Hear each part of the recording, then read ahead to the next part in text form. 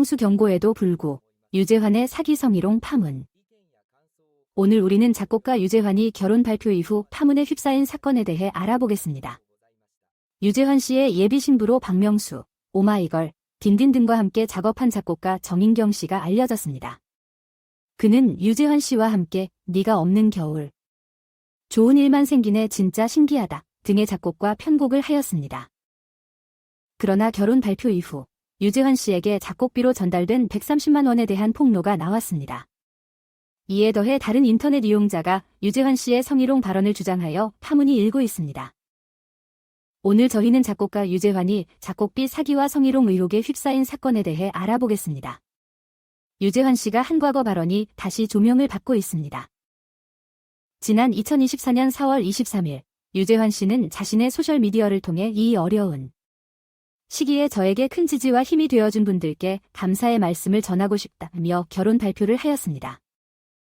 작곡가 유재환 씨가 2022년부터 소셜미디어를 통해 작곡비 없이 곡을 드린다고 홍보했지만 실제로는 믹싱 등의 과정을 거치며 한 곡당 130만 원을 받았다는 사실이 밝혀졌습니다.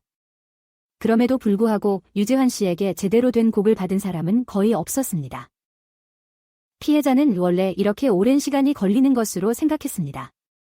엄마가 급성 심근경색으로 입원했다거나 사고로 인해 건강 이유로 지연될 것으로 생각했습니다. 라며 자신의 상황을 토로했습니다.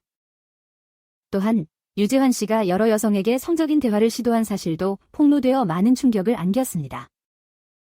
공개된 카카오톡 메시지에서 유재환은 여성 A씨에게 근데 그러면 우리 몇 번만 자고 나서 사귀는 건가요? 둘 다 좋아하니까?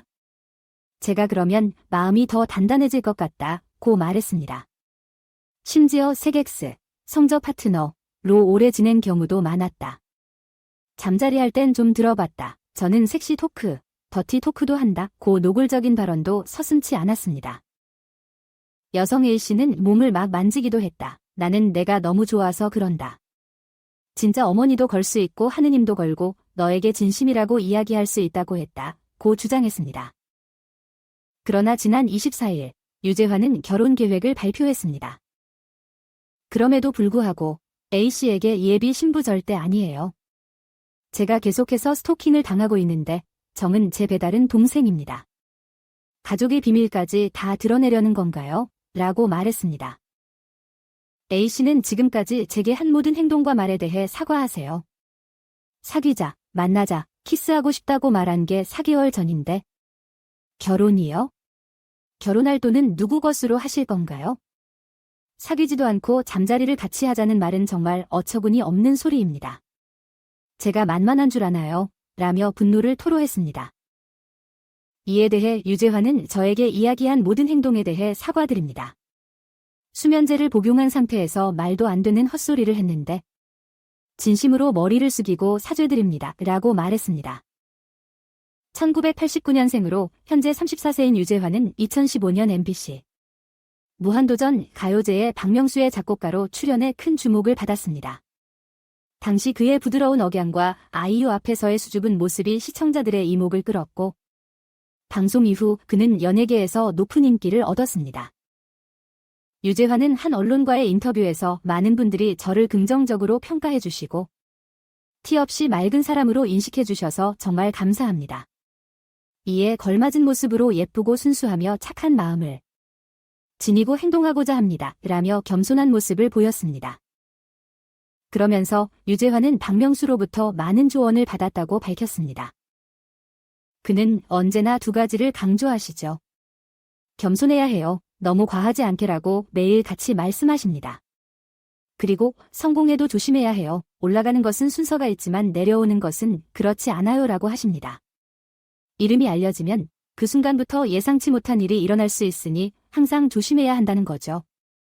그 말씀을 마음에 새기고 조심하고 있습니다. 라고 말했습니다. 누리꾼들은 왜 예비 신부를 배다른 동생으로 속였을까? 이미지가 달라졌네. 방송에서 그렇게 순수한 척을 했는데 연예인병에 걸린 건가? 이 정도 실수는 아니지 않나? 박명수의 말을 듣고 있어야 했다. 등의 반응을 보였습니다. 유재환 씨의 사건에 대한 독자들의 반응. 유재환 씨의 행동은 정말 실망스럽습니다. 예전에 그의 모습을 좋아했는데 이렇게까지 될 줄은 몰랐네요. 제가 이런 일을 일으켰음에도 불구하고 여러분께 실망을 안겨드려 죄송합니다. 제 행동으로 인해 많은 분들이 상처받았을 텐데 정말 반성하고 있습니다. 이런 사람이 연예계에서 인기를 누리고 있다니 충격적입니다.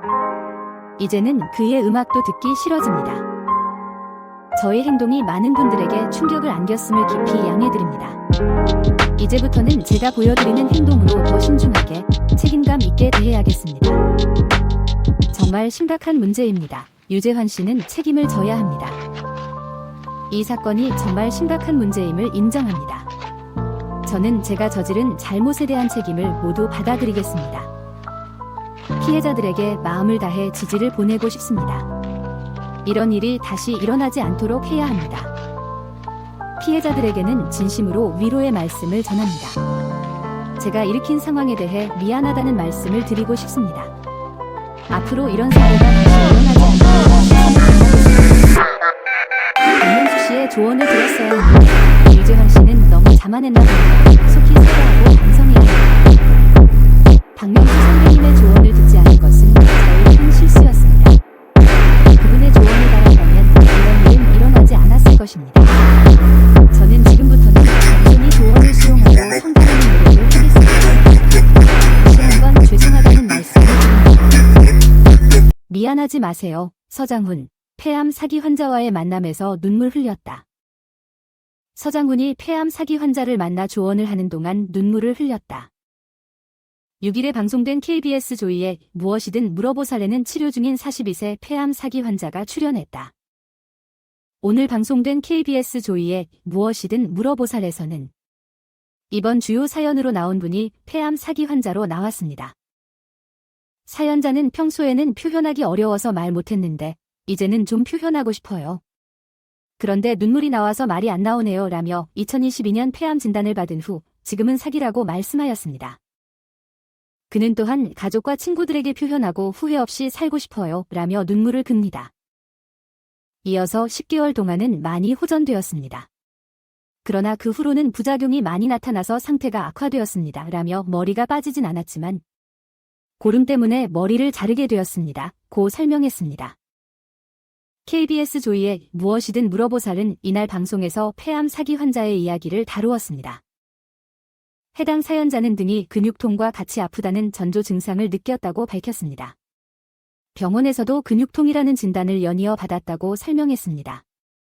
5개월 정도가 지난 후 직접 CT 촬영을 요청했고 그 결과 사기라는 진단을 받았습니다. 라며 그의 이야기는 많은 이들을 안타깝게 만들었습니다.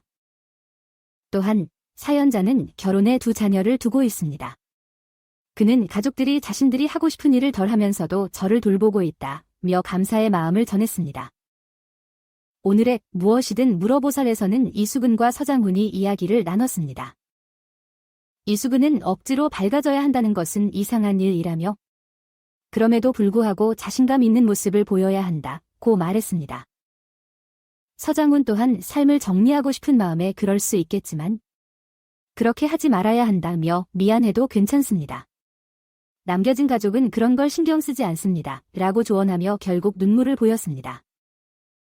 그는 지금은 이기적이어도 괜찮습니다. 내 병에만 최선을 다하고 그럴 수 있습니다. 이게 가족에게도 최선이라고 덧붙였습니다. 아래는 독자들의 반응이다. 서장훈 씨와 폐암 환자의 감동적인 이야기를 듣고 울컥했어요. 이런 따뜻한 이야기가 많이 나오면 좋겠어요. 김지연. 김지연님께 네, 그 이야기는 정말 감동적이었습니다. 이런 따뜻한 이야기가 많이 나오면 우리 모두에게 큰 위로가 될 것 같아요. 평소에는 건강을 당연시하지만 이런 이야기를 들으니 건강의 소중함을 다시 한번 느꼈어요. 서장훈 씨의 조언도 마음에 와닿았습니다. 이승우. 이승우님, 저도 그렇게 생각해요. 우리는 종종 건강을 당연시하지만 이런 이야기를 들으면서 건강의 소중함을 다시 깨달을 수 있었어요. 서장훈 씨의 조언은 정말 마음에 왔습니다. 이런 심각한 주제를 다루는 프로그램이라서 그런지 진중한 분위기가 느껴졌어요. 서장훈 씨의 따뜻한 말 한마디가 큰 위로가 되었을 것 같아요. 박지민. 박지민님, 그렇죠. 이런 심각한 주제를 다루는 프로그램은 진지한 분위기가 필요하죠. 서장훈 씨의 따뜻한 말 한마디가 많은 사람들에게 큰 위로가 되었을 거예요. 함께 이야기를 듣고 공감하면서 우리 모두 서로를 더 따뜻하게 느낄 수 있어요.